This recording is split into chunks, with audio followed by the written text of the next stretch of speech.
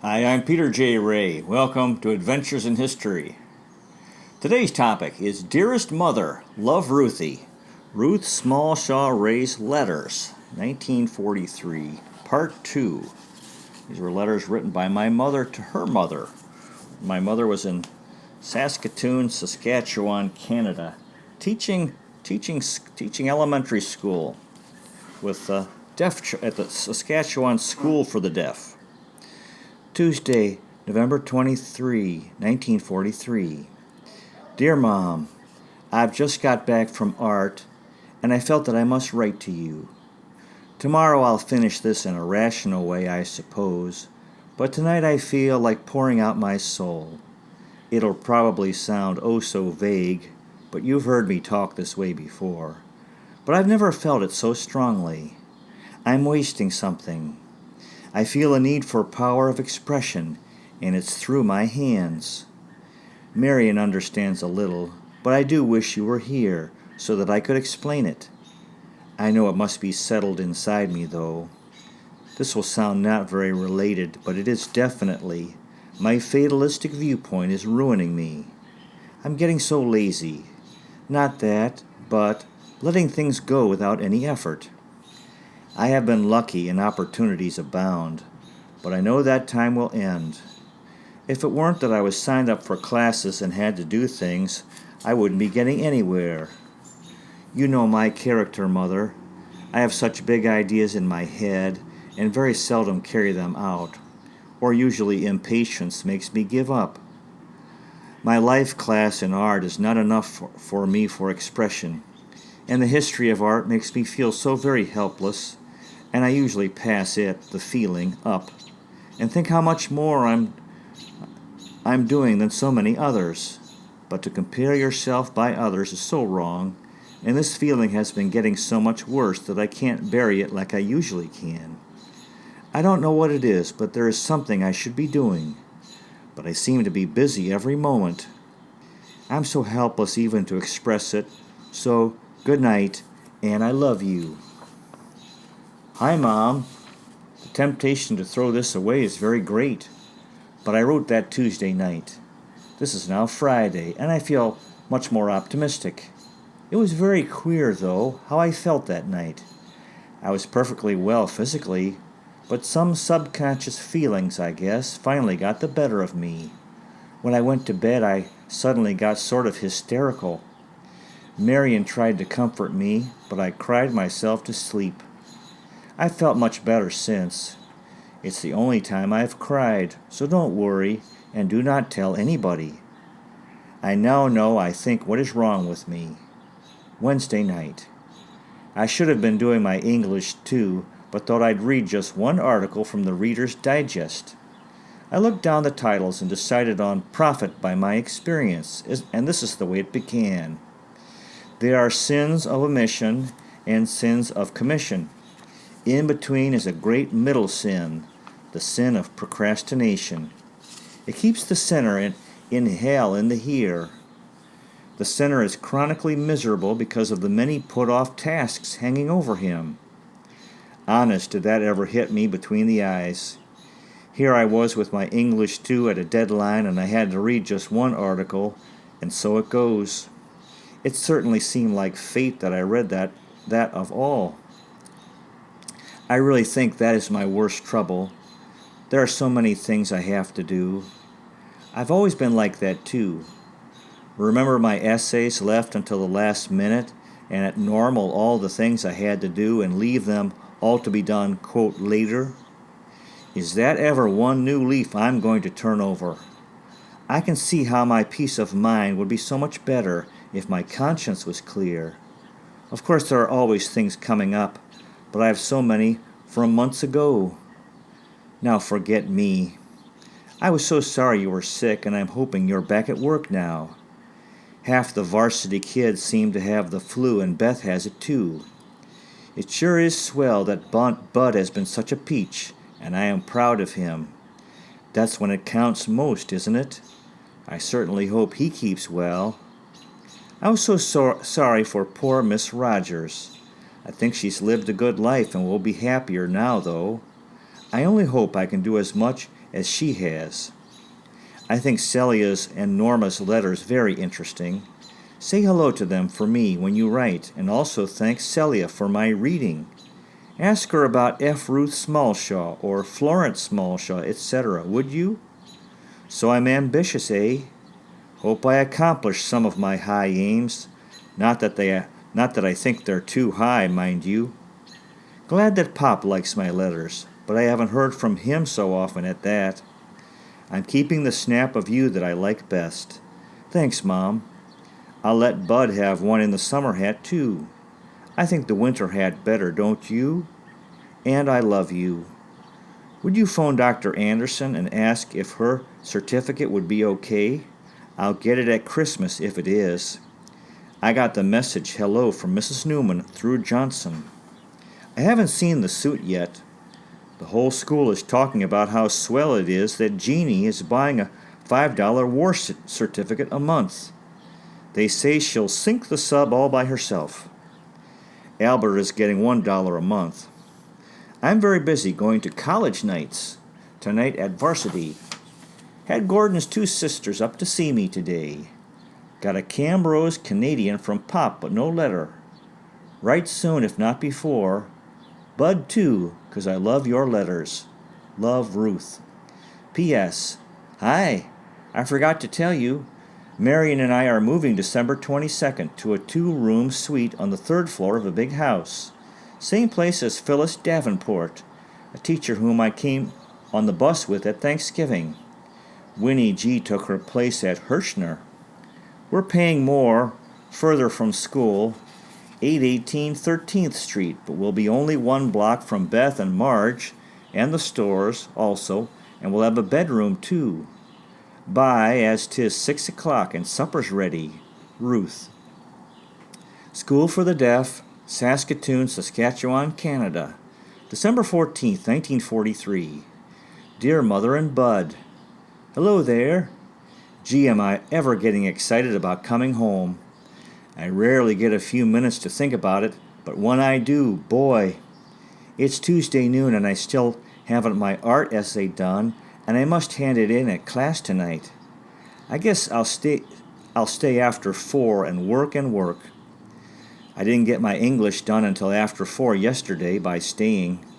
It was due Friday, but you know me. I was so happy when I got home to find a couple of letters and my English assignment from last time.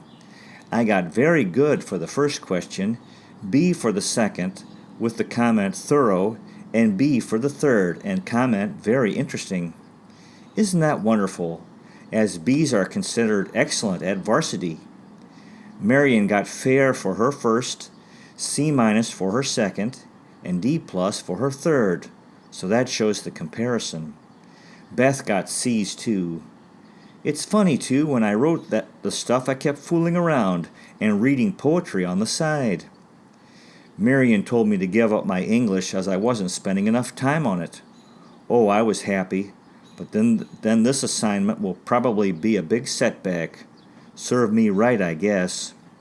Thank Mrs. Newman for writing. That was sure swell of her. No, Jeanie hasn't had the flu, nor Albert either, but it's quite wonderful how they missed it, as the hospital has been overflowed for the last 2 weeks especially. I've only had 4 pupils for weeks. Wee John's got pneumonia, and the Indian and Walter have been away alternately. Jean was sick for 1 day, but that's good, not the flu. Practically every class has had as many as 5 away, and the hospital won't allow visitors. The school's so damn cold, too. It's really a crime. Don't worry, Mrs. Newman, but we're all going around shivering, actually. Someone said that it's mild in Regina, but it's been 20 below here. You can imagine my surprise, as it's been warm all the time I've been here until now. There's a big pile of coal outside the school, but they've only 1 boiler going, as they hate to start the other in case the cold weather doesn't stick, and it takes so much heat to start a boiler. Anyway, I shut my door and turn the heat on and try not to venture into the hall. It gets so stuffy then, but it's better than the cold. It's very cold in our room at Ferrier's, too. That's why we're moving. I'll tell you about it at Christmas, but don't worry. A week from today we'll be moving, and a week from Wednesday I'll be home. Oh, Mom and Bud. Gee, Mom, I'm sorry about your teeth, and I hope you'll be all fixed up and well and happy when I come home. I'm getting quite curious about Bud's surprise. I hope I don't disappoint him by not noticing whatever it is. Gee, I hope he has a good report for Christmas to show me. That will be the best surprise I could get. Are you sending Pop a parcel? What and when? Are you sending any cake or anything like that? I had quite a nice weekend at Miriam's, although not enough sleep. I caught up on it last night, thus no essay written. Miriam really has a lovely home. Her pop owns the modern laundry there, the only one with a power laundry or something. He was once the laundry king of Saskatchewan, so that gives you an idea.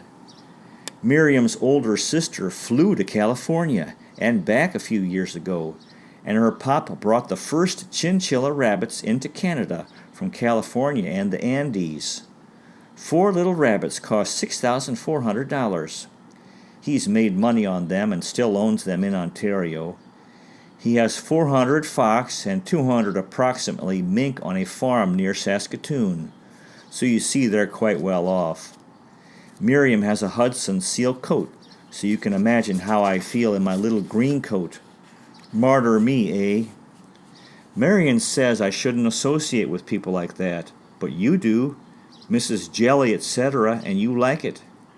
Besides, advancement never hurt anybody, and it just gives me determination to one day be in that situation. Anyway, her mom wanted me to wear her mink scarf over my coat Saturday night. We were getting straight into a car, so I wouldn't, and she said, "So you won't let me be your mother and look after you?" Gee, Mom, nobody could but you.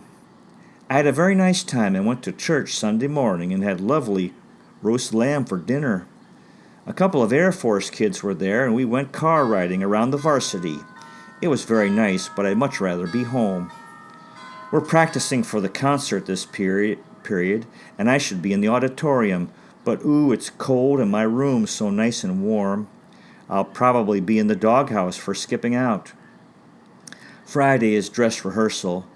There's a big dinner for the teachers then. On Monday is the final concert. Tuesday we move. Wednesday I come home, so it's a big week coming up. I'll have to visit Lottie before then, too. Jean N. is Red Riding Hood, and Albert and Elf in the concert. Well, it's 4:30. I'm staying to finish my essay, and Beth will post this. I'll check my bike to Regina, and Bud can pick it up when I send you my check ticket. This'll be after I buy my ticket. Okay? Bye, and I love you very much. Ruth. School for the Deaf, Saskatoon, Saskatchewan, Canada, January 20th, 1944. My dearest mother, father, and brother, you can attribute the effusive greeting to my present status. I'm still teaching the older pupils, and since today is letter day, I've been correcting letters until I expect every piece of paper to begin, "My darling mother," etc., etc. I miss you. Oh, please write to me soon. I have not had letters for a long time.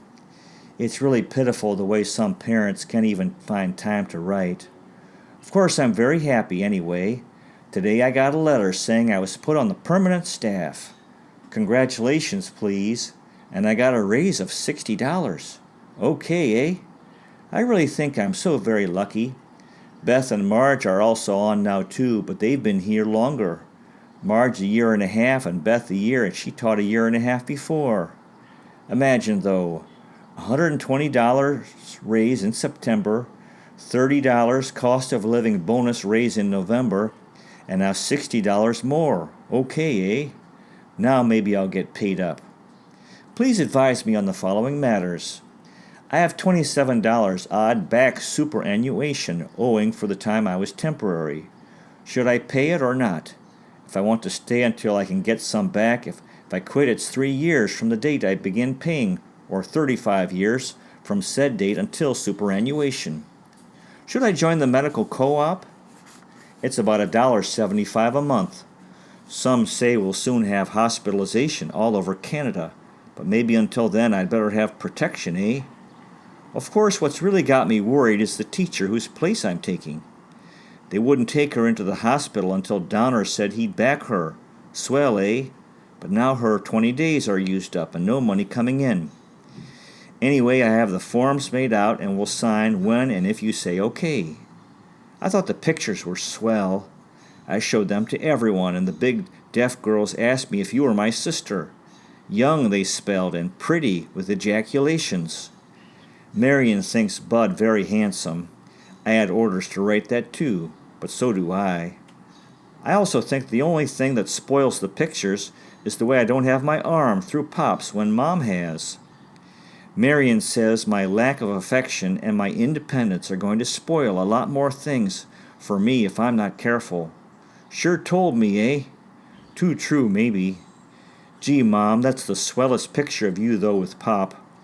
Marion says to cut me off, and it'd be so nice to have a bigger one made of you as a couple. Do not have any prints made of the first of me, but the others are swell. It gives me such a lift to look at you and think of you all together at home. I do like it when I get letters from all of you. You must be happy. I think it's swell that Pop's job is better. It's about time our family was getting a few breaks. Oh, Beth just dropped in, so I showed her the pictures. Isn't Bud tall, etc. My, you're like your mother. Sorry, Mom. I'm terribly busy.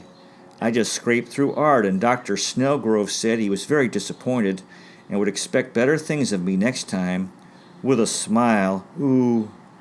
Last weekend, Miriam had a party of all the varsity kids she knew when she went out, and I was included.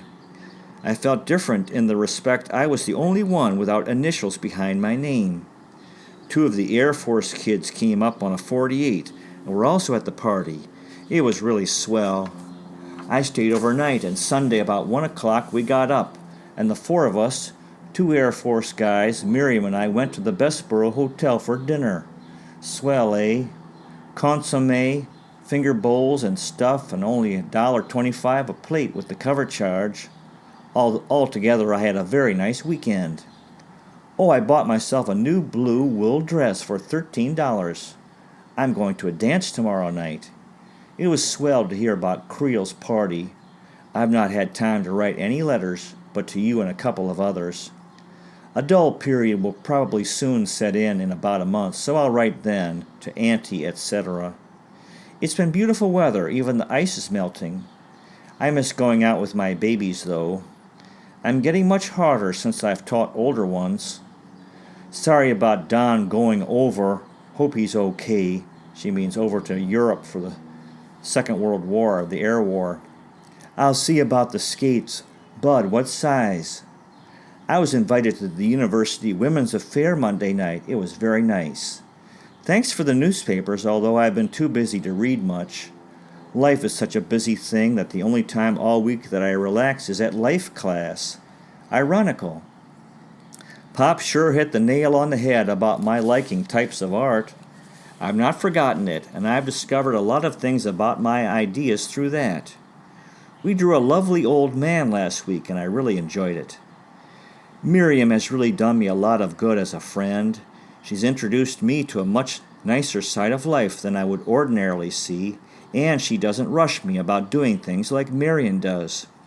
Marion's okay, though, except that we're poles apart in personality. Bye now, and I love you, and think you're the swellest family. Love, Ruth. 819 13th Street, Saskatoon, Saskatchewan, Canada, January 29th, 1944. Dear Mom, Pop, and Bud, it's so swell to get your letters, and I'm sorry, Bud, if you don't think I'm writing so often now, but I usually answer sooner than you, and I like to wait for an answer before writing again. Yes, I have been busy, though, but very happy, I think. I usually don't stop long enough to wonder. Gee, was I ever surprised about your thoughts of moving? Well, good for you. I wanted to suggest it at Christmas, but I was afraid you'd think I'd gone high hat or something. What are you contemplating? Larger? I rather wish you'd try to get more centrally located. I'm glad about the piano, too. However, maybe they won't materialize. Your changes, I mean. Nevertheless, it's certainly better to try. Yes, I saw Jeannie Newman back to school. She's looking very well. The school is much warmer due to the very warm weather, no doubt. I'm joining the medical co-op, but on the stipulation that I don't get money for a mastoid operation. Not so good, as it's what I'm always afraid of. I'll still get the doctor and hospitalization, but not surgical treatment. I still think I'll pay back my superannuation, as you only get returns after 3 years, which would be 2 more after this instead of 3, and if I teach longer, okay. I'm glad Bud's having fun. Late hours so young, Bud? I've had a wonderful time. I think I mentioned going to an Air Force dance a week ago, Friday. I had the best time I've ever had, I think, from the popularity standpoint. You don't seem to comment on the diary aspect of my letters, but this is the point. When I was home for Christmas, I couldn't tell you anything about the people I know, because I hadn't mentioned them specifically in my letters. Not likely you'll really care, but if I were home, you'd probably meet them. So even though I'm free, white, 19, and on the permanent staff, I'd like you to know I'm keeping out of mischief. As an Anglican student minister told me, it was a good idea to keep busy with classes. Whew, what an awful sentence. Hope you get the drift. Bet Pop's bored by this. Well, the boy I went to the Air Force dance, that's the Royal Canadian Air Force, with Gordon is from Vancouver, tall, dark, and very young. That was a week ago Friday, and after I went and slept with Miriam, I came home Saturday morning, did the washing, and slept all Saturday afternoon. Saturday night, don't faint, Bud. Bob, Marion, Peter, and I went skating at Arena. Pause for recovery. They practically dragged me there, and I had 1,000 butterflies in my stomach. But I can skate. Not alone, maybe. But I didn't stumble, fall, or even wobble. They were Beth's skates. I was so surprised with myself. I went to church Sunday morning and said goodbye to Kay Taft. She was so sorry she hadn't had me over for dinner. Anyway, Sunday afternoon, Peter and I went skating at the Arena again, proving I wasn't too bad, eh? Left the Arena at 4:30, home and to Miriam's for supper. Oh, Peter is tall, blonde, from Port Arthur and has his B.A. from Queens. I like Gordon better. Anyway, Miriam's brother Marshall was home on a 48-hour pass, and 2 Air Force boys from California were there. We went to the Symphony at the Bessborough Hotel and one of Miriam's folks' 2 cars. Okay if you can get it, eh? I love the Symphony.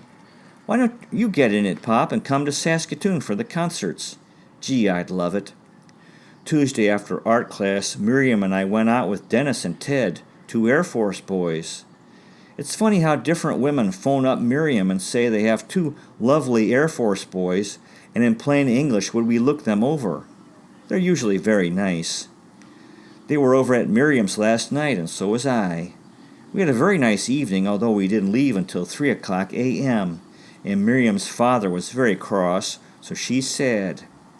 When I got home, I found a note from Gordon saying he'd phoned 4 times and come up and stayed to wait for me until 11:30.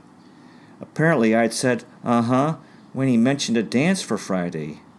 I felt very stupid to have forgotten. It's a good thing he didn't wait until 3 o'clock a.m. Like Mom waiting up, eh? He's a nice kid, though, and phoned today, so we're going out in about an hour. You'd like him, Bud. He's very young and stuff, 20 years old.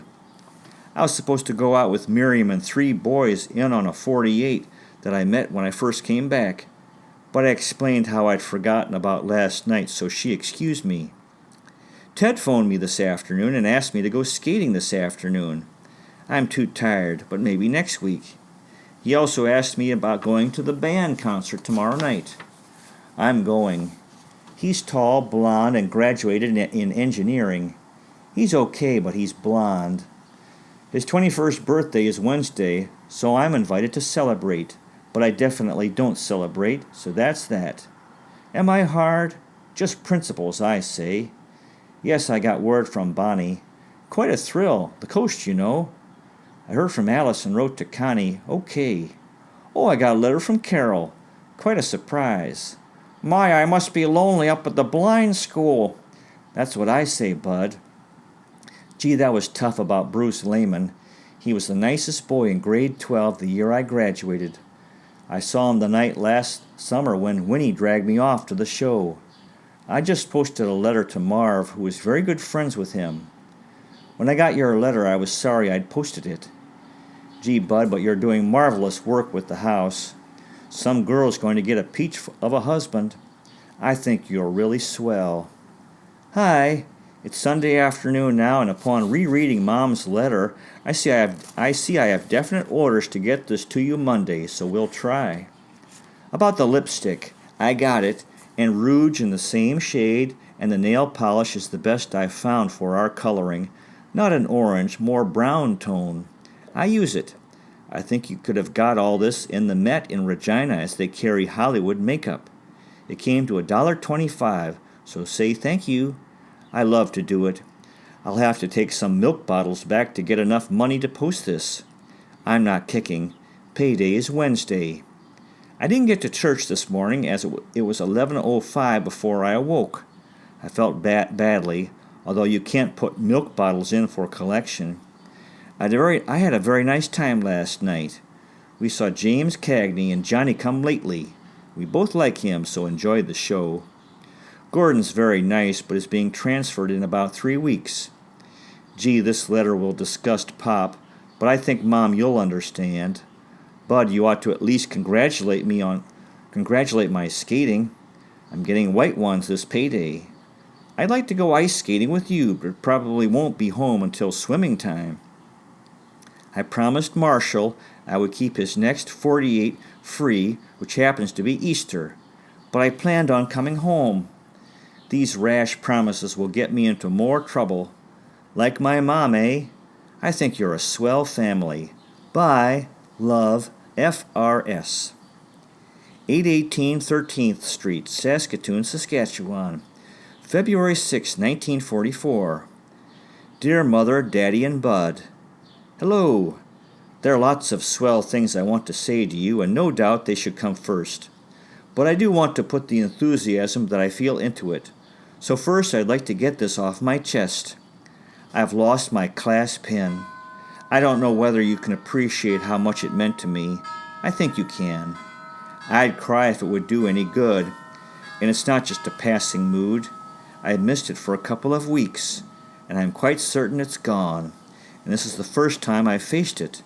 And it was about, the most precious object I've ever owned. That class pin was mine. I, not anyone else, earned it. And it was more precious than if I'd got one every year.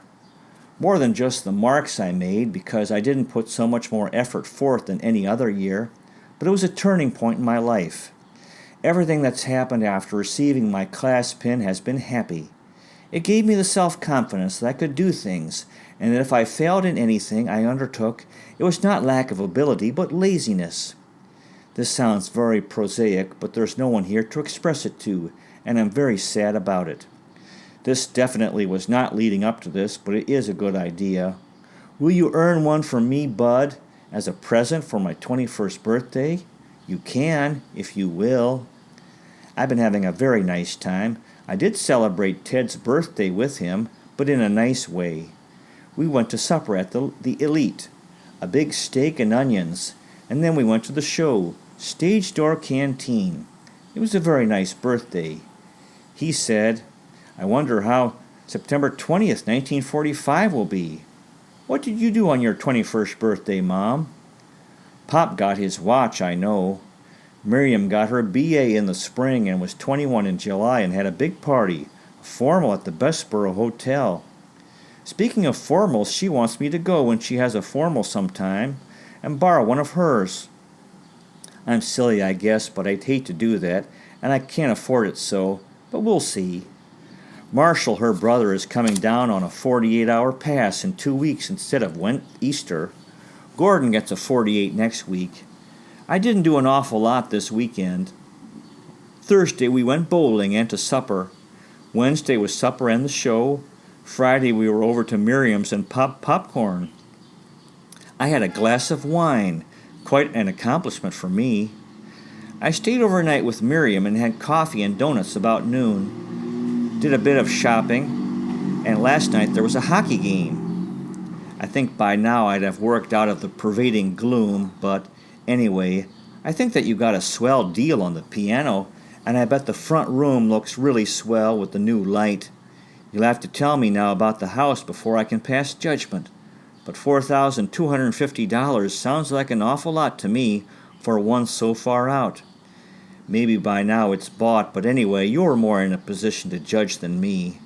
I took communion this morning, and among my prayers were that you'll do the right thing. You know what Daddy makes and how long it takes and how nice it is, etc. It must be better than Martin's. Wasn't theirs $3,200? Has it a double lot? It's just down from Martin's and across, isn't it? Nice for Scott and a lot of church work. Red and green streetcar. Closer to Safeway. I was surprised you didn't describe it more fully, if it's as definite as you sound. I read a little piece I thought quite good as a code for living. Have a home above your means, eat below your means, and dress according to your means. So judge yourself accordingly. Oh, I saw a dress just like your new black one in blue, $15.95. I guess yours wasn't such a bad buy, eh? Exactly the same, shoulders and all. Only one dress, though. I got an A for my essay from Dr. Snellgrove, but I'm not proud of it. It was a poor job. I just turned it out in about 2 hours one night after 4 during the Christmas rush. He knew it was awful, too. I just feel it. He likes me, though. He goes to Regina every 2 weeks, and we've talked about it quite a bit. He doesn't like Regina, and I'm sorry to say I can see his viewpoint. However, when it comes to my marks and essays, we don't talk about that. You see, he belongs to the Art Association University Club, and also goes to the symphony and art lectures. He's really very nice, although a lot of people think he's sissified. Bow tie, likes art. Something like Mr. Oakland, who, by the way, I had a little chat with on the streetcar the other day. He had his little girl with him, very pretty, with big brown eyes. I saw Mrs. O'Reilly on the streetcar the other night. Ted and I were coming home from the band concert, I think, so I didn't get a chance to say much to her, but she said, "Hi, Fatty. I've phoned you 3 times now and you've been out. When are you coming over?" I was quite struck by the fatty part. Marion says she's ashamed of my double chin, but I've come to the conclusion I can't have my fat and not have it on my chin, too. Hey, it'll really be wonderful if you come up. Marion is trying to convince me to go home this weekend. I almost came Friday night after I heard about the big things in the wind, but I judged I couldn't afford it, so I don't think I'll be surprising you. The Newmans, coming about the middle of March, aren't they? Mrs. Migdal and Helen are coming too, so they wrote and said. It would be swell for you to see Lottie again, and of course me.